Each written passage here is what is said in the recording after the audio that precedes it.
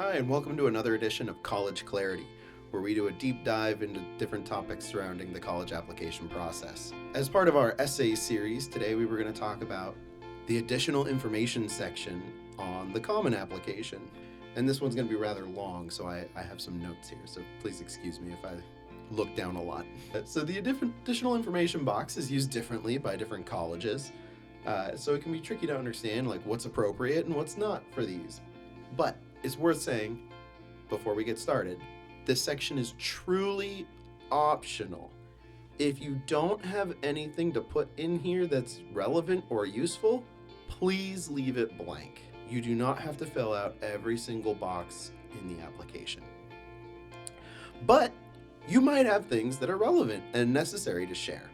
So I do want to make sure that we talk about what is the additional information section, where do you find it, what does it look like, and then I want to talk about some appropriate pieces of information to put in there, some good uses of the additional information section, and then some things that aren't good uses of the additional information section. So, first things first, where is this and how do you find it? When you sign into the Common Application, across the top you're going to have a bunch of tabs. The first ones are the schools that you are choosing to apply to. I believe it's the third tab or fourth tab that just says Common App. And so if you click on Common App, that's where you're going to fill in all your information that goes to every single school that you apply to. This is your name, your high school, your GPA, information about your parents. This is where the personal statement goes, your classes and grades, if any of your colleges ask for classes and grades through the Common App itself. And in there, in the writing section, on the left side, for your perspective, left sidebar, there will be a section that says additional info or additional information. And in that section are two questions. I'm going to read those for you now. The first one says, community disruptions such as COVID-19 and natural disasters can have a deep and long-lasting impact. If you need it, this space is yours to describe those impacts. Colleges care about the effects on your health and well-being, safety, family, future plans, and education, including access to reliable technology and quiet study spaces. Do you wish to share anything on this topic? Obviously, this came out when they were thinking about COVID-19. They were also thinking about California wildfires and tornadoes and hurricanes in other parts of the country. And so this is here for us to talk about any sort of what insurance people would call acts of God that have perhaps affected your ability to learn or be a productive student both in and out of the classroom. I'm not going to talk about that question too much. I think it's fairly straightforward. The second question, however, is do you wish to provide details of circumstances or qualifications not reflected in the application? The COVID-19 question gives you 250 words. The second question gives you space for up to 650 words. 650 words, that's another personal statement. So what belongs in this section of the application? Well, prior to 2020, this was the only question in the additional information section. So this is for circumstances not found in your application or qualifications not found in your application. Okay, those two things specifically and nothing else. So take a look at your application, look at your activities, look at your classes, look at your grades, look at your essays.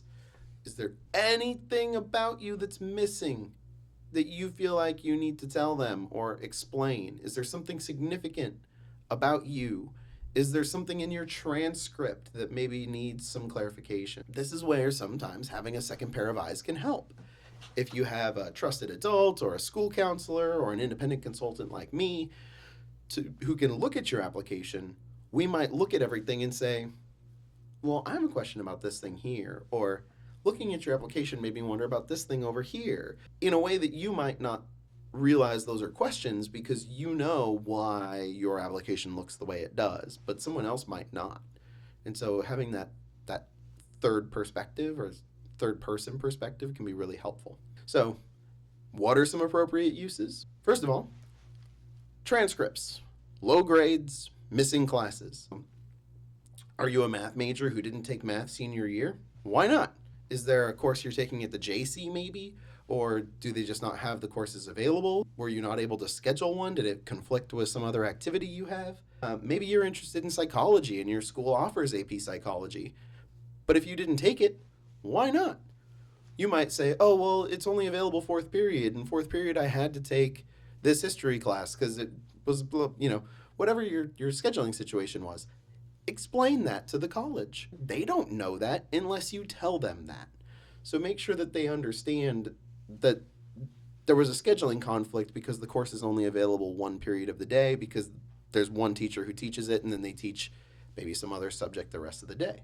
They cannot find this information out any other way than if you tell them. So it's really important that you point these out. They might not even notice these things in your application, except for maybe like a low grade. But, on the other hand, they might notice, like, oh, she didn't take AP Psych, even though AP Psych's available, and she wants to major in Psych. Well, why was that? So if they do notice, and they have a question, it's important that we give them the answer to that question rather than leaving them wondering. Providing that context is important. Very quickly on low grades, don't blame your teacher, even if you feel like it's the teacher's fault. I'm a former teacher. I managed to get out of the classroom, and now I do this instead. But it really doesn't look good if you're just like, it's their fault, they're stupid, or they hated me, or whatever. Own your part of the learning process, and you can find a diplomatic way to say, my learning style did not match well with this teacher's teaching style. They were very focused on whatever, but I learned better this way, or I really struggled with this, and I wasn't able to go get help because when they were available, I was busy with something else or whatever, right? Explain it, but don't blame others. Take ownership for your part of the learning process. Be factual and move on. The next thing might be like health complications or learning differences. If you have a learning difference that's not, you might consider disclosing it. And you might want to mention that in the application. Maybe they might notice that your grades are really low for freshman, sophomore year, and then they get better. Hey, summer before junior year, I was diagnosed with ADHD and I got on some medication. After a month, I was all dialed in, and when junior year started, I hit the ground running. And that's why my grades look the way they do. Awesome. Or maybe junior year, there's a dip in your grades because you suffered from an injury or a concussion in sports or something that made it difficult for you to make it to class every day or made it difficult for you to focus or learn. You had to put off taking tests and, that had an impact on your grades. Explain that situation to them if it's not already present in your essays, right? Or it might not even be you. If you were in and out of the hospital, that's one thing, but maybe it's someone else. Maybe it's a family member or a sibling or someone, and that was impacting your ability to study.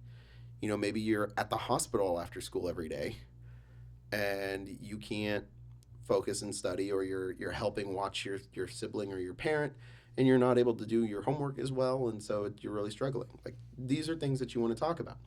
Admissions officers can't assume something has been a challenge unless you tell them so. So be specific, use quantitative details as much as possible. The number of days you were out of school, the hours you spent at the hospital after school, how long it took you to get caught up with your classes, etc. Numbers are very helpful because they can visualize that information easier than if you just say, oh, it was hard. How hard is hard? We don't know. Try to stick to facts. Don't get too emotional. Admissions officers are going to feel like you're trying to manipulate them, and they might not be super happy about that. The third possible use for this section is for additional details on activities. If you go through your list of extracurriculars and there's something that was super impactful but maybe doesn't sound super impactful in your activity description, maybe this is a place to talk more about it. Excuse me. If there's an activity that's especially meaningful to you, you might want to give more detail. The activity section only gives you 150 characters to talk about your activity. So there might be something that you want to elaborate on. Use bullet points, use quantitative data as much as possible, give the name of the activity you want to talk about, and then give the description of what you did, right? And focus on the impact of that activity. Be concrete. Raised $25,000 to help relocate victims of the Maui fire sounds better than raised money to help victims of the Maui fire. And Feel free to link to any portfolios or evidence of activities you've written about that were especially impactful for you. We can't guarantee that that link will get clicked on, but it can't hurt. It might get clicked on. My advice for that is different for the UC application, but for the common application, it might get clicked on. You never know. Number 4 thing that we can talk about: situations that maybe hindered your extracurricular activities. Ideally, you will list if you had a part-time job as part of your application. A lot of students feel like part-time jobs are less valuable than other extracurriculars, but colleges are starting to realize now that having to interface with the public and deal with all kinds of people and not be awkward is a useful skill. Being responsible to some other adult or set of adults that's not mom and dad, also useful. Being punctual, showing up to work on time, staying until you're supposed to be done, fulfilling responsibilities that aren't school related or immediately beneficial to you, all useful life skills that make students more likely to be successful when they reach their college dorm. These things might not help you get A's in your classes, but they are going to help you, say, show up to class on time, or remember to go eat, or study for things, work your time, work your homework and other things around other parts of your schedule. These are all life skills that some students might be missing these days, especially with their lives being completely scheduled for them. And colleges are noticing that, having a job kind of teaches you these things. Do list it if you can, but if you don't, I would include that in the additional information section and say, maybe you're in a situation where you needed to help the family with the bills. So I had a part-time job where I worked 20 hours a week while I was going to school, and so I couldn't participate in as many extracurriculars as my peers. That's significant. And talk about where your money went. I saved 10% of it for my college fund, and then X percent paid the electric bill, Y% paid for our internet, and I also bought groceries every other week or whatever it is you were doing. Right? Show how your money was contributing to the family in order to show the significance of what you were doing for work, in addition to the skills that you learned on the job. You could also be helping mom and dad in the family business. That's something else that you want to talk about, especially because it's going to stop you from doing as much volunteering or disappearing for a whole weekend to go to a debate tournament or a robotics competition or things like that. Maybe your family only has one car, so you couldn't join travel baseball because you couldn't go away with dad or mom for the weekend with the family car because the other parent has to get to work and your sibling needs to get to her doctor's appointment and whatever else, right? So these are all things that you can talk about. Potentially, if you, say, ride a city bus to school or take the school bus and it takes an hour each way, you've got to weigh, do I join the track and field team and then miss this bus and have to wait an extra hour and then I'm not getting home until 9:30 at night and then I have to do my homework? Or do I just not join track and field and I'm home by 6 and I can do my homework? All of these things impact your ability to have a full extracurricular life comparable to people who don't have these obstacles in their way. If this is you, tell admissions in the additional information section. You're not complaining about the situation, but you are providing them with all the relevant context that they need. And that's what they want. The next thing that we could use it for, number 5, is if a parent or sibling has a disability or if someone is on unemployment, right? If one of your parents or guardians is injured at work, they're going to need additional care. Right? And you might have to spend time pitching in to help support that family member, whether you're going home after school and helping watch them in the afternoons while mom or the other guardian goes to work, or if you're helping that person get around the house, or if you're taking them to their appointments, making sure they're taking their medications on time, getting physical therapy, whatever it is you're helping them achieve, you're doing that in addition to your extracurriculars and volunteering and your schoolwork, right? Tell admissions this, right? Same is true of a sibling. If you have a sibling with a physical difference or a learning difference, your parents might call on you to support that sibling sometimes. Maybe you wanted to join mock trial, but mock trial meets on Thursdays.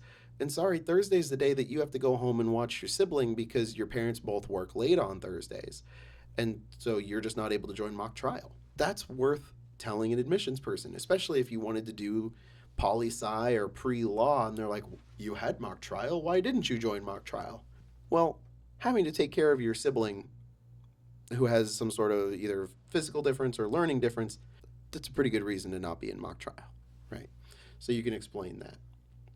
Again, the key here is providing context. And lastly, number 6. This is a long one, so I might look at my notes more. Interesting classes or non-traditional grading systems. Some schools don't use the traditional 4.0 grading scale or 5.0 grading scale. I think the 4.0 scale is the most common, probably, followed by the 100-point scale, where basically your grade is a percentage, which we can translate real easy to the 4-point scale. Some schools use a 7-point scale. Some schools use a different scale for every year. Maybe seniors are scored out of 100 points and juniors are scored out of 70 points and sophomores out of 50 and freshmen out of 30, right? And so your grading scale changes every year, and honors classes are 140 and APs are 170, or whatever weirdness can happen. When you go into the Common App and you get to the part about GPA and you click on that box for grading scales, you're going to see a whole lot of scales in there that you don't know what to do with. And it can be overwhelming because there's lots of different ways for schools to grade. Now, you know your school and probably the schools around you. And so it's worth explaining these things. There is something called a school profile that your school counselor should be making and should be giving to college admissions officers and colleges that it also explains this information. Some schools don't ask for that. Some schools don't download them. Sometimes they don't get updated every year the way that they should. All sorts of things can happen to cause that school profile to not reach an admissions officer. So it doesn't hurt to explain it again in the additional in the additional information section if your school uses a non-traditional grading system. Similarly, you might have some strange or interesting classes or graduation requirements. Here in the Bay Area, there are schools where students have to take a living skills class or a home economics class in order to graduate. Soon, the state of California is going to be requiring students to take a personal finance course in order to graduate from high school. And so that might be something that they need to explain to a college in Ithaca, New York, because Ithaca, New York probably doesn't have a financial planning class requirement for graduation. And so if they start seeing everyone's taking this class, it might be worth explaining, like, yeah, this is a new graduation requirement. Again, that could show up in the school profile, probably should show up in the school profile, but it might not, and they might not see the school profile anyway. So worth just, making sure we get that information into the application somehow. Or maybe your school allows for teachers to create really interesting courses. Maybe you could take like moral philosophy in the United States, or game design, or a literature course focused on like monsters and magic, or who knows what courses you could take. Give a brief description of the class and what it was about. Talk about some of the assignments or the bigger projects in a few sentences, maybe like 2 to 4. Just give the reader an idea of what that class was or what it was like or what you learned from it, right? So that they understand what that is in your transcript if it's not a standard course like pre-calculus or calculus or biology or U.S. history or things like that. The same goes for online classes.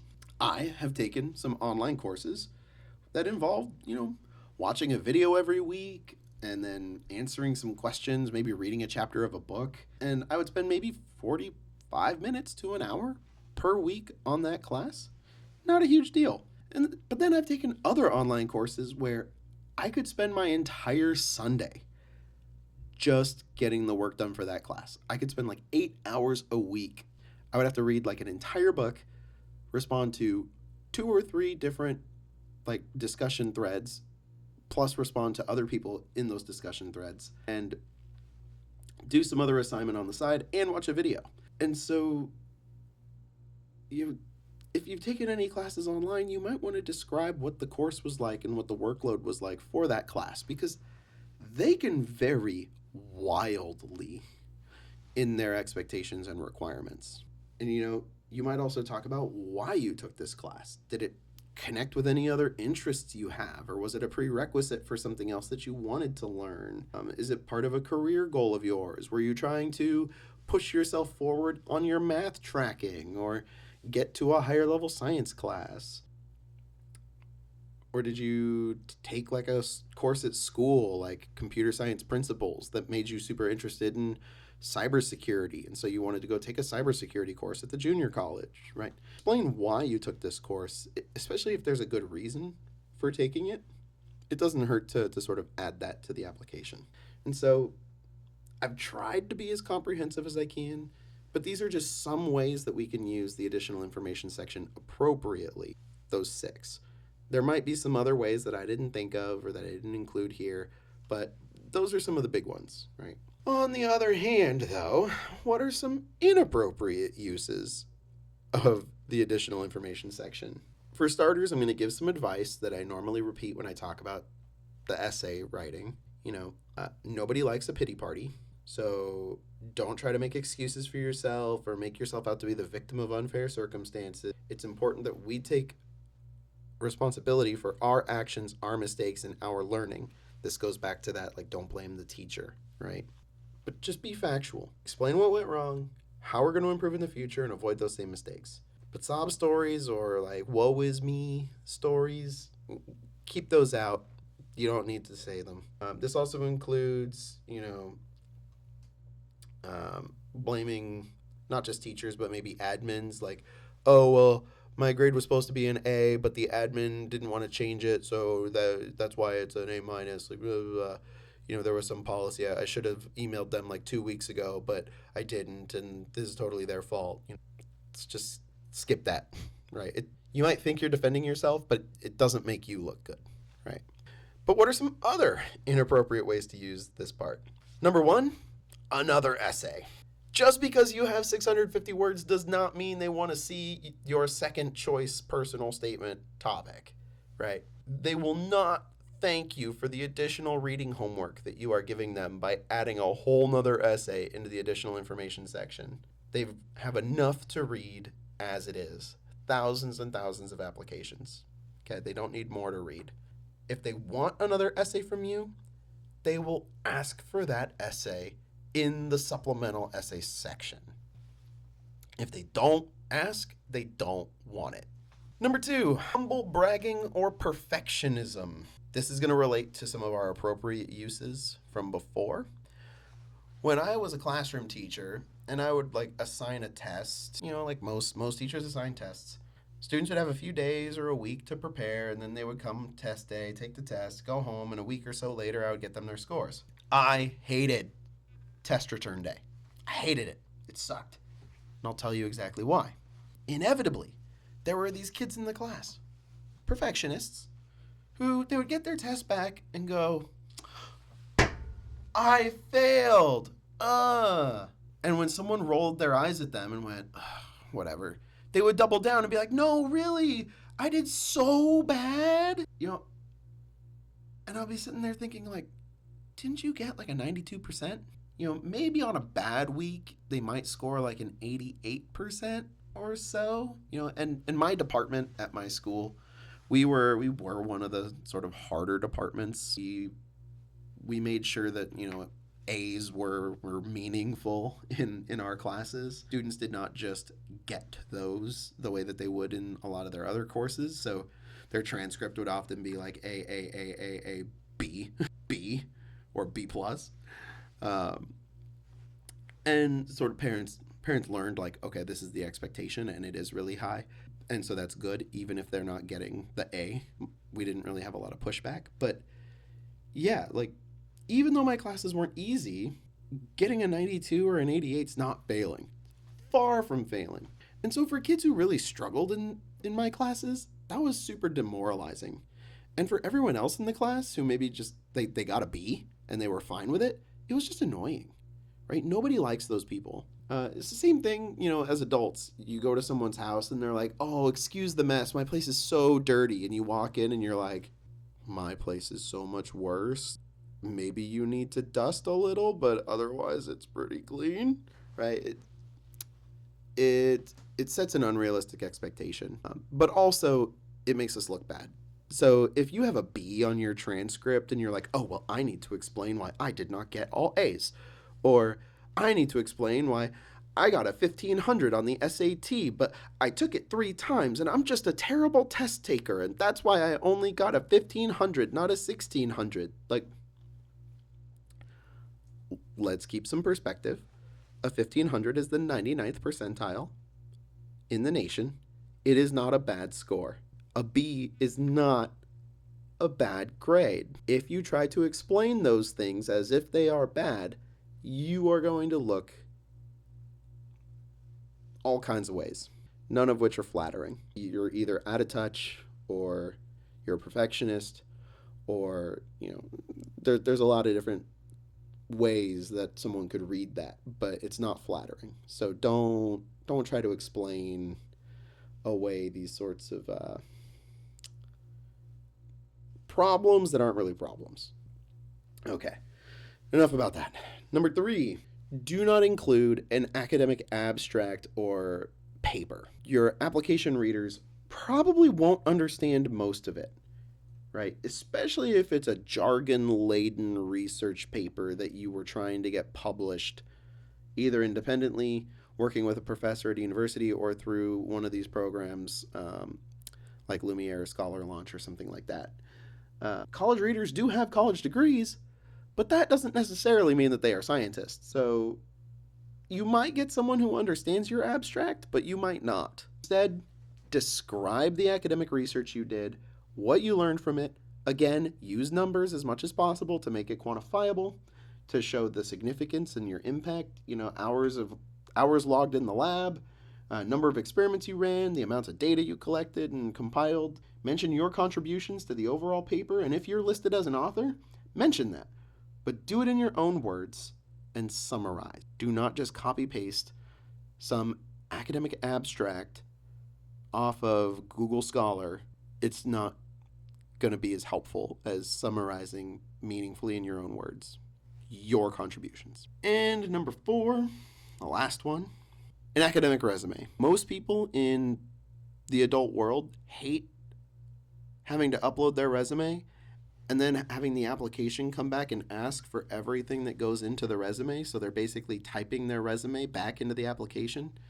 Any moms or dads out there watching, I'm sure you're nodding along like, yes, that is the most annoying thing in the world. This application is your resume. Do not try to copy paste your resume into the additional information box. It's redundant, okay? And again, like with number 1, they will not appreciate the additional reading homework. If a college wants an academic resume or is willing to accept one, they will have a spot for you to upload that in their specific section of the Common App. Do not use the additional information section for that. And that's kind of it. So at the end of the day, the additional information section is really there for you to provide additional context. Context is key, right? We're explaining circumstances that the college can't learn anywhere else in our application, or maybe only in that school profile, which they may or may not receive and may or may not be updated. So, whether it's long commutes to or from school, difficulties at home with family responsibilities, having to work because your family is struggling financially, from an unemployed parent, or just struggling to get by in general. If you have learning differences, or you or a family member have learning differences or health complications, you can write about these things.